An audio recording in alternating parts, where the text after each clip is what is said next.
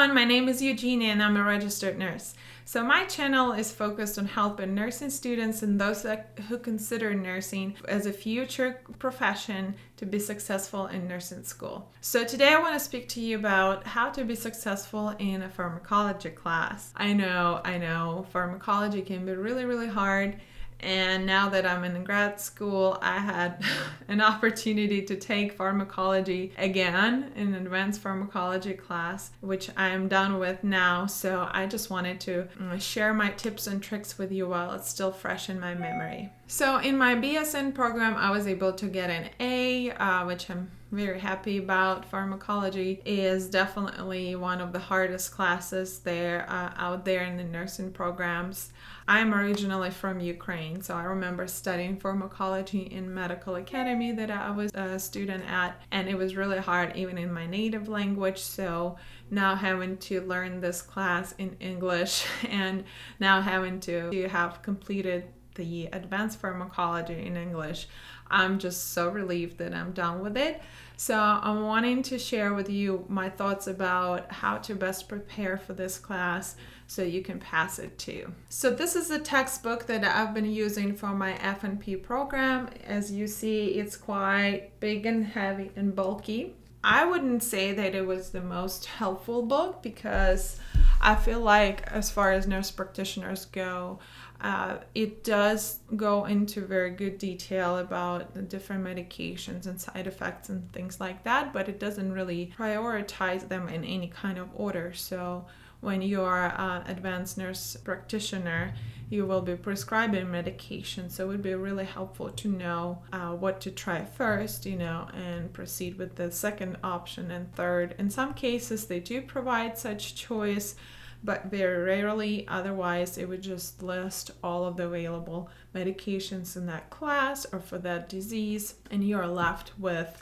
10-20 to choose from without having really a good understanding how to proceed. So everyone is different. I understand that there are different type of learners, visual, auditory, those that like to have handwritten notes and typed up notes, and it's okay. I mean, we all have our different ways of learning. However, in this course, there was just so much information that I don't feel like I could have learned it any other way. And writing notes, which is my preferred method, did not work for me at all. So I started with making some notes, and I even moved on from paper and pen to having a tablet with a pen that I could write my notes on with a program, with an app called OneNote, which was great. But the only negative for that app would be the fact that you cannot really go and print it out properly.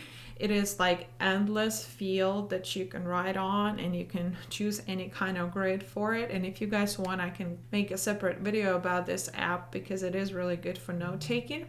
But in case you do need to print them out, what prints out is this big white piece of paper with just a thin narrow side of your notes. So I couldn't really figure out, no matter how I saved it, which format, what settings I used for printing itself, I could not get it to look good and look readable and look like a good size of font and stuff like that.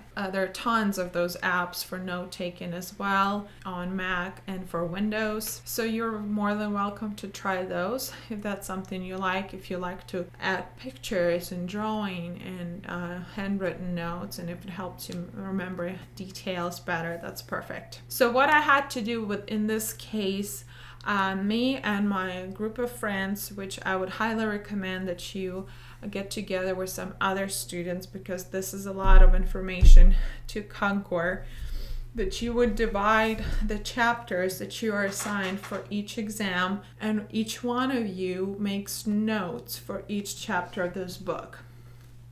So there's a lot of information. Obviously, you cannot memorize it all, right? So it's a lot of fluff, even though fluff is important. In this case, there's always something more important, like a major side effects or major contraindications and stuff like that. So I would recommend you guys pair up at least in pairs of 2, maybe groups of 4, preferably 3-4 people, and work on creating notes for each chapter that then later you can combine depending on what your exam covers. I went actually further than this.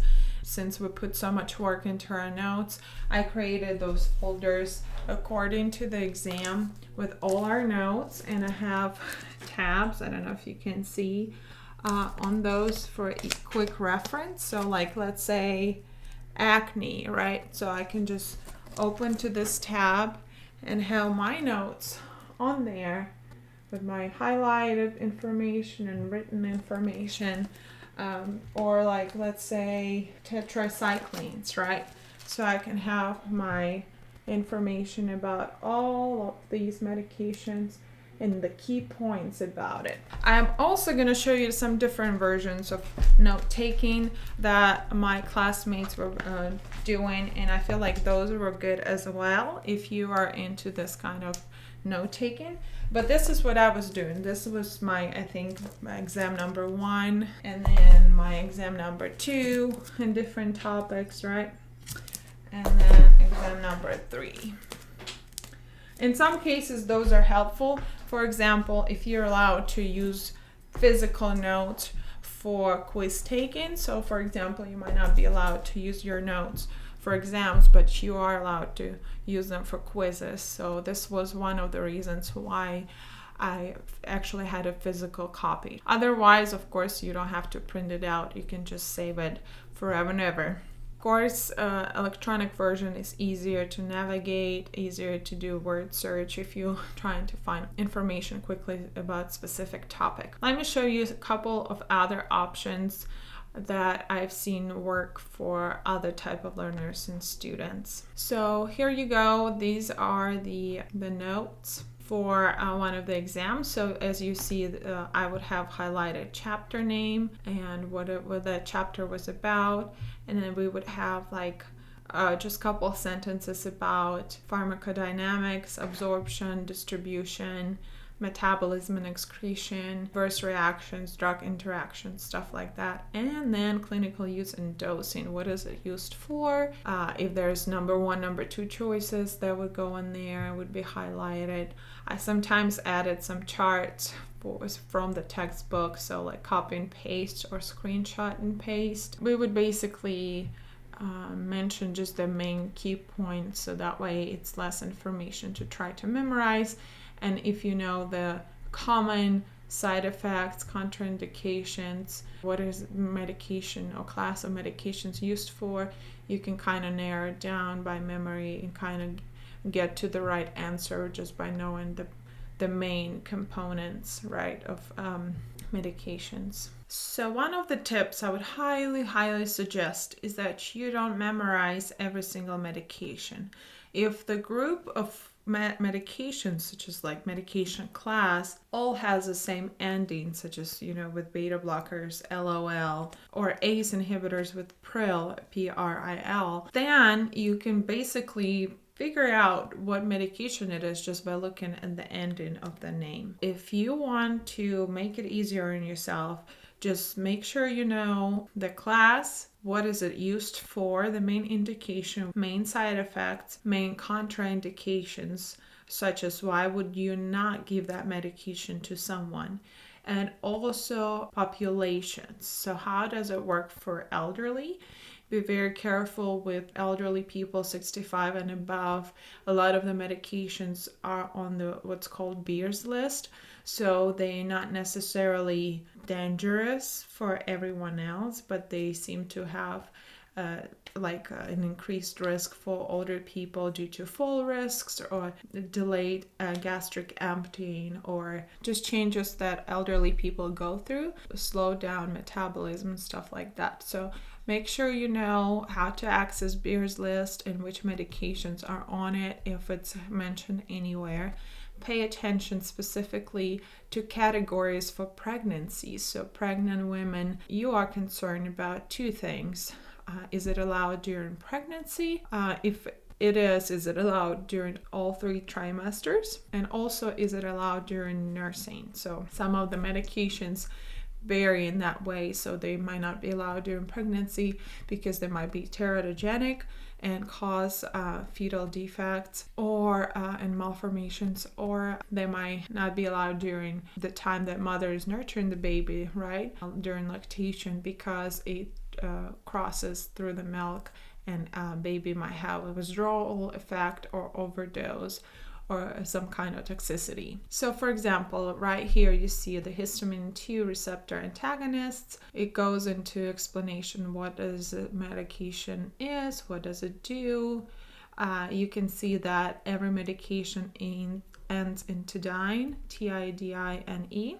So those are the most common ones. And then you can see specifically my notes for pregnancy and nursing and contraindications. So like right here you can see that there's a renal impairment is a contraindication, requires dosage adjustment, CNS side effects, and all of that. So that kind of helps narrowing down the most important things. Then you might not need those charts, because for me it was important to know the dosages for different age groups, but you can see what is it used for, that it is used for peptic ulcer disease, about the cost and generic formulations and stuff like that. So just little notes. Sometimes I also would include patient education section. So if there's something specific that's important about that medication, like it has to be taken on an empty stomach, or patient has to be sitting upright for 30 minutes after taking it. So different things that stand out in comparison to other medications, I would make note of that. This is how we took our notes. It can be more detailed, it can be more narrowed down.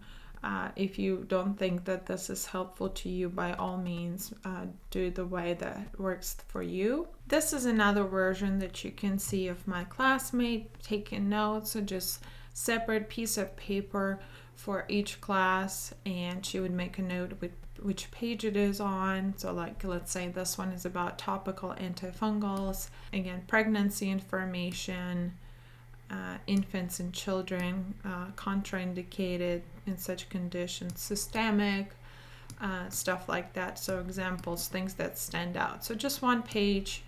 Here's another version. You can create similar sheets with just different medications. So like, let's say this one is penicillins, and sorry, those are scanned in so I can show you, but she wrote it on the paper initially, like what is it used for, things to monitor. Like this one is cephalosporins, indication, first generation, second, third generation, things like that, geriatrics, PD, pregnancy, right, how to take it, stuff like that. So you can make it as short and sweet as you'd like, but having some sort of system, you have to figure out what works for you and what's going to help you memorize and remember those things. And if you're a visual person, you might need those different colors, pens, markers, different kinds of notes. Yeah, so this is just an example. I'm not an owner of these notes. I did not create these. These are just an example of those that I've seen that other people use. Antibiotics is really hard too. There are so many of them, and they overlap a lot in their indications. So that's definitely a topic I struggled with. All right, guys, so I hope this helps. Again, try to make it easier for yourself. Do not try to memorize everything, because there is just no way to memorize this book. If you can read the chapter at least once, that's great. If you can make notes on it, that's great, and even better, because you can review it later and not have to reread the whole volume of the chapter. Making visual notes will help you memorize. Try to remember the main things. Like, let's say this medication causes agranulocytosis. And obviously the question will not be like, what is the main adverse effect of this medication? And one of the options is agranulocytosis. No, this is not how the nursing question is going to be like. Most likely it's going to be a more hidden answer. So like it would be an option like review patient's labs, or review patient's CBC levels of this and this lab. Like, it will be something less obvious, but if you know that the main side effect or adverse effect is agranulocytosis, you'll be able to rule out some of the answers. There are usually 2 answers left that are kind of close, so you'll just have to make your best guess or most educated choice between the options. So I hope this helps. I do feel bad about wasting this much paper, but since I did invest so much time in it and effort, I'm planning on keeping it and using it in the future to review when I'm going to be prescribing medications, just to brush up on different side effects. Hopefully this helps. I wish you all luck with pharmacology. If I can do it, you definitely can do it as well. Happy holidays to you all, and I'll see you in the next video. Bye-bye.